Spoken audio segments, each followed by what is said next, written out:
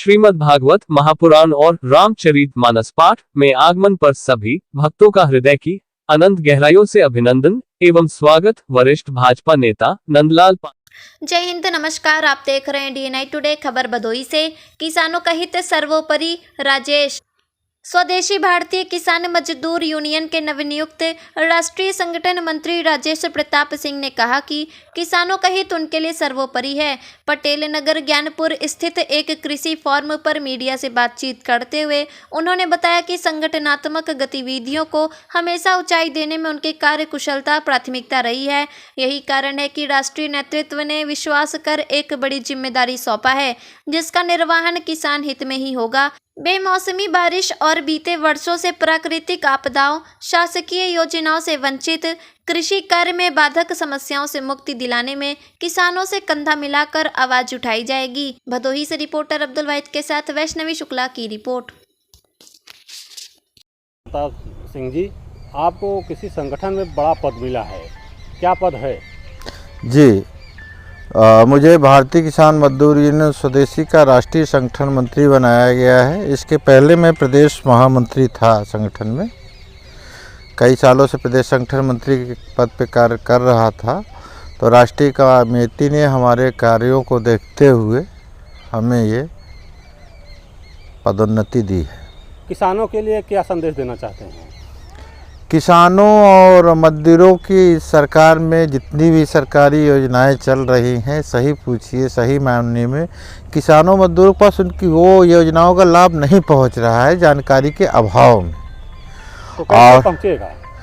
हमारे संगठन के प्रत्येक कार्यकर्ता जो हैं किसानों की समस्या सरकार और प्रशासन तक पहुंचाने का कार्य कर रहे हैं, और जो सरकारी योजनाएँ हैं उनको किसानों तक पहुँचाने में मदद कर रहे हैं।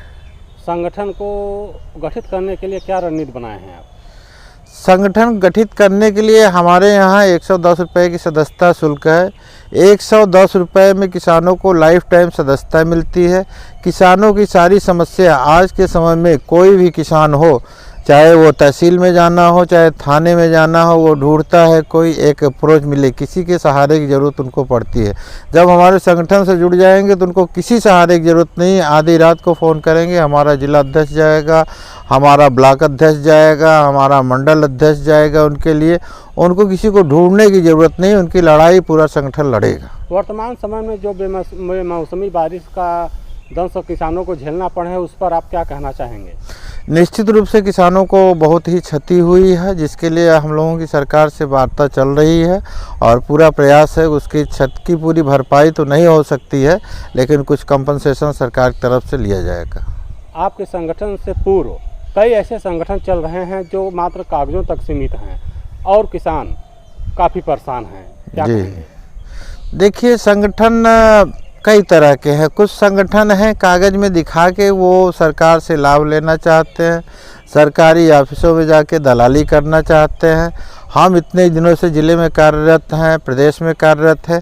मेरा चैलेंज है, मैं चुनौती देता हूं, कोई एक व्यक्ति भी कह दे कि किसी का मैंने चाय पिया है किसी का काम कराने के एवज में। हम लोग निस्वार्थ भाव से संगठन को आगे बढ़ाते हैं। संगठन के लिए, किसानों मजदूरों के हितों के लिए सदैव संघर्षशील रहते हैं। जिले में 2-3 समस्याएं बहुत जटिल हैं जी। जैसे ज्ञानपुर मुख्य नहर की 95 किलोमीटर जो मुख्य नहर है, उसकी आज तक सिल्ट सफाई नहीं हुई जी।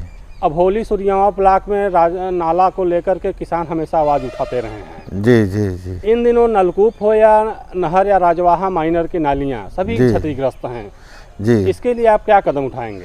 नहीं, इसके लिए हमारी अधिशासी अभियंता जी से बात हुई है। उन्होंने कहा है जल्दी ही समस्याओं, चूँकि इस समय धान की फसल कटाई हो रही थी, हमारी बात हुई थी, क्या फसल कट जा रही है। उसके बाद आगे जैसे ही वो बुआई के बाद खाली होगा सीजन, 1-1.5 महीने के लिए नहर बंद करना पड़ेगा, उस पीरियड में हम सफाई कराएंगे।